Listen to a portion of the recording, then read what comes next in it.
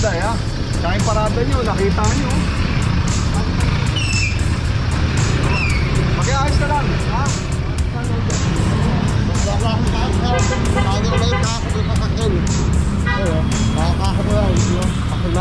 So yung kailangan Hindi nga makalabas yung isang sasakyan. Kukunin ka na nyo. Ay, yung isang sasakyan hindi nga makalabas. Sa'yo ba to? Sa'yo to? Hindi ata ito. Oh, yun pa. Kaya lang, Ginagawa yung pasada. Dapat tumaparadahan. Hindi, tinatanong ko sa kanya eh. pwede ba dito na lang, sir? Hindi po pwede sir. Ginagawa ko yung pasada. Dapat bawal Kasi natin nga paradahan naman, yan. sir, eh. Sarado naman. Di ba pinagsilan na kung saan pwede tayo magparada. Ngayon po, 2023 na, sumunod po tayo sa batas trapiko. Huwag po tayo maging pasaway. Yun lang po, salamat.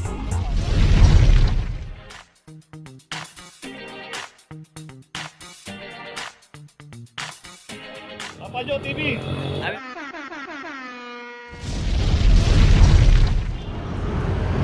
Okay, dito ngayon tayo sa Maceda, Corner P. Margal.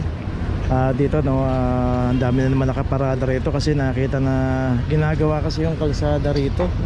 Ayan o, sinesemento hanggang doon. Kaso yun nga, nagiging paradahan to. Pero hindi po dahilan yung para gawin natin paradahan ng kahabaan ng Maceda dahil mabuhay lane po ito. At itong isang Suzuki rito, ito yung nakaklab na 2350. Kuya, ito yung driver.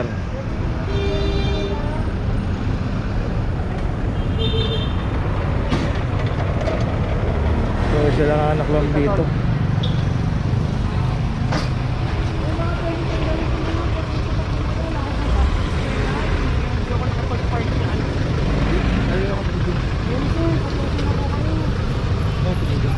Sir, sige na po. Tatanggalin ko na lang. Hindi po ako magbibigay sa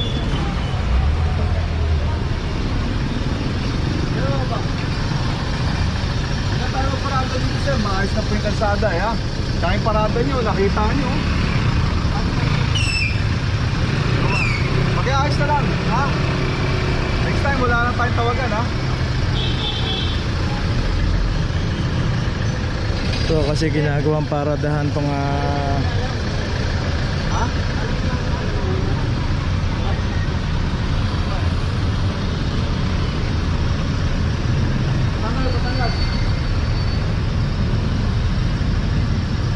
So nakita naman natin yung traffic dito sa Maceda.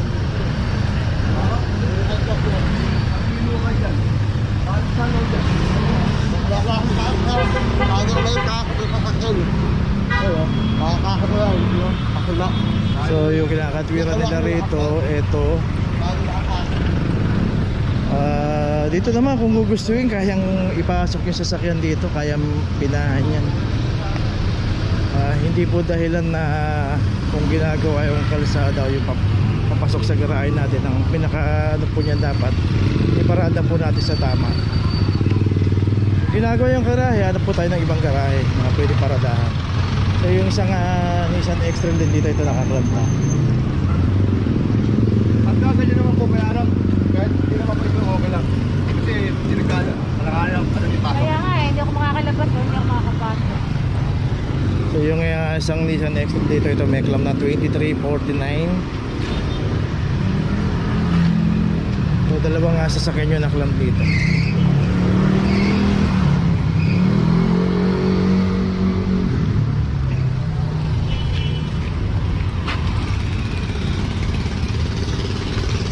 Ganun po talaga, dahil inaayos po yung kalsada. At yung pag-aayos naman ng kalsada nito kasabay yung drainage para din naman sa kanila to. Dahil hindi na rin babahain yung kalsada. So konti sakripisyo lang, ihanap lang po natin ang maayos na paradahan yung ating mga sasakyan habang inaayos yung kalsada. Okay, tuloy na po tayo.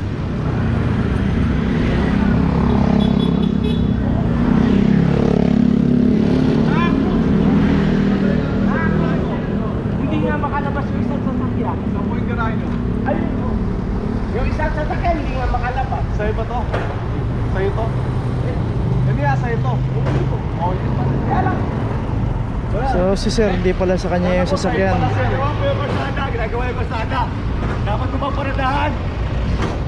Hindi, tinatanong ko sa kanya. So makikita nga natin ginagawa yung kalsada rito, pero hindi po dahilan yun para paradahan na to. So si kuya nakikailan na, pero hindi naman pala sa kanya yung sasakyan na naklam dito. Ito isang Vios 2368. So dito nga ginagawa na nga yung kalsada. Wag na po nating paradahan to. Kasi sabihin pa natin na naharangan yung garahe natin dito. So konti sakripisyo din, kasi ito naman pagka nagawa to, sila rin naman na magbibenepisyo rito. Mawawala yung baha rito, aayos yung kalsada. Kaya konti sakripisyo lang. Hanap muna natin ng pansamantalang garahe para hindi rin tayo maabala, kasi kung dito maabala tayo, mahuli tayo, abala ko talaga yan. Okay, tuloy na po tayo. Office na sir. Pwede ba dito na lang, sir? Di po pwede sir. Ginagawa po yung kalsada, dapat bawal natin paradahan naman, yan. sir, eh. Sarado naman Di ba ginagawa? Ginagawa, di ba? Bawal po yung paradahan ng kalsada ginagawa. Di ba? Sa office na lang po. Puntahan nyo na sa Yan opisina. na lang, sir, kasi nasa hospital yung mother ko, eh. Kaya alam ako. Sige po, puntahan nyo na ngayon para matanggal ka agad. Puntahan nyo na ngayon. So yung kanya, yung Toyota Vios, yun na yun nandun. Location natin Ibarra Street, corner Maria Clara. Dito na may isang Toyota Hi-Ace. Dito naka street corner naman yung pagkakaparada ng Hi-Ace, kaya naklam 0022. At dito rin sa kahabaan ng Ibarra Street Secondary Road, ayun, makikita ka natin, no, both side may mga nakaparada. Pero wag na po tayo paparada ng street corner dahil kasama na po sa inuhuli ng clamping operation yan.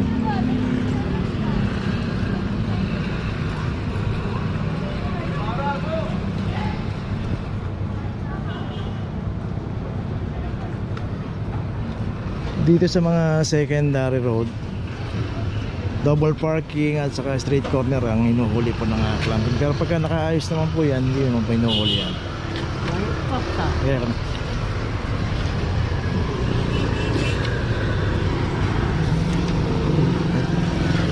Tuloy na po tayo. Location natin Makiling Street, corner Maceda. At dito na may isang Mazda.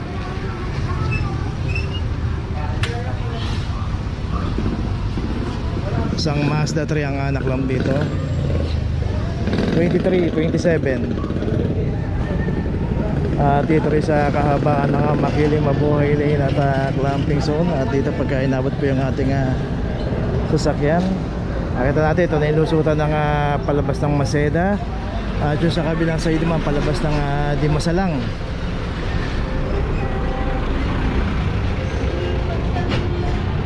So dito makikita natin may mga nakaparada rin mga tricycle dito. So yan, ko-coordinate lang po natin sa nakakasakot dyan sa TMU Tribal Management Unit. Okay, ito meron na rin notice. Tuloy na po tayo. Location natin Arlique Street, corner Quezon Boulevard. At dito isang Toyota Innova 0024. At dito nga yung pinaradahan ito. Merong driveway. Isang ata to, parang parking lot. Dito kung wala tayong mga garahe, pwede tayong makiparada dyan. At di na tayo mamomroblema kung sakaling may operation, di tayo maabala. Pero ito pay parking sigurado to. Dyan naman mas maganda dyan kasi safe yung ating sasakyan, kaysa naman dito tayo paparada sa kalsada. Dito natin iiwanan yung ating mga magagandang sasakyan, no? Okay, ito may notice na si kuya, kumakaway pa. Okay, tuloy na po tayo.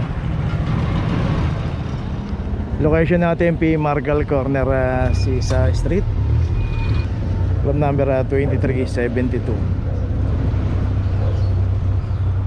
Dito rin sa kahabaan ng P. Margal Mabuhay Lane. Dito lang to sa may tapat ng Dapitan Health Center, kung sa nakaparadang isang Fortuner. So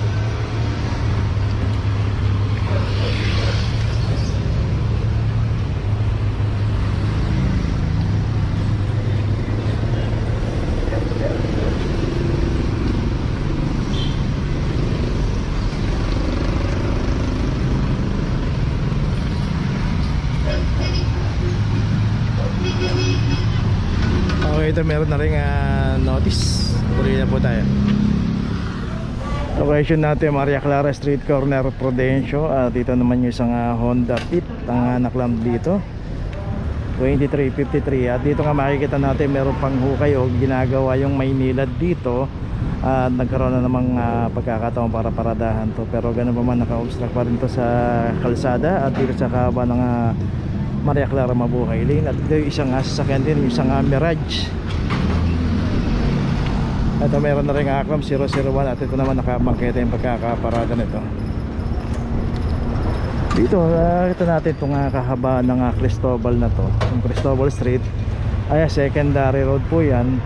Dyan hindi po nagkaklam yung clamping operation, pero pagka naka double parking saka naka street corner, nanguhuli po dyan. Kaya pwede tayong pumarada dyan kaysa naman dito tayo pumarada sa Mabuhay Lane. Dito pa kasi pagka inabutan niya walang driver, matik na po yan. Okay, may notice na, saka yung Honda Fit meron na rin. Okay, tuloy na po tayo. Location natin Loyola Street, corner Vicente Cruz. Dito na may isang Suzuki Vitara. At ito wala rin driver nakaparada sa bangketa. Dito rin sa kahabaan ng Loyola Street, Mabuhay Lane at clamping zone area. At kung dito tayo paparada at tempohan tayo ng clamping, matik na po yan.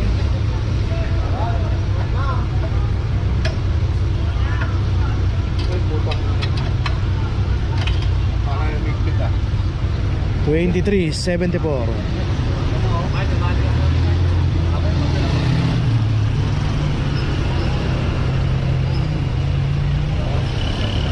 Dito makikita nga natin merong signage no parking, clamping zone, Mabuhay Lane, laki-laki. So may 7-Eleven sa may poster ron. Iwasan po natin pumarada sa mga bawal, lalo sa mga Mabuhay Lane. At dito kasi pag nadaanan tayo ng operation at walang driver na naka-obstruct, matik na po yan. Okay, tuloy na po tayo. Dito na may isang Avanza. Dito rin Mabuhay Lane pa rin itong kahaba ng Loyola Street. So dito pero isang sasakyan, nandun si kuya, may kinakarga lang daw siya. At paalis na rin yun. So dito naman pagka nandyan yung driver, may pinick up lang dito sa isang tindahan. Hindi na po kinaklap yan. Hindi kagaya po ng naklap dito na isang basa na talagang walang driver. 2375.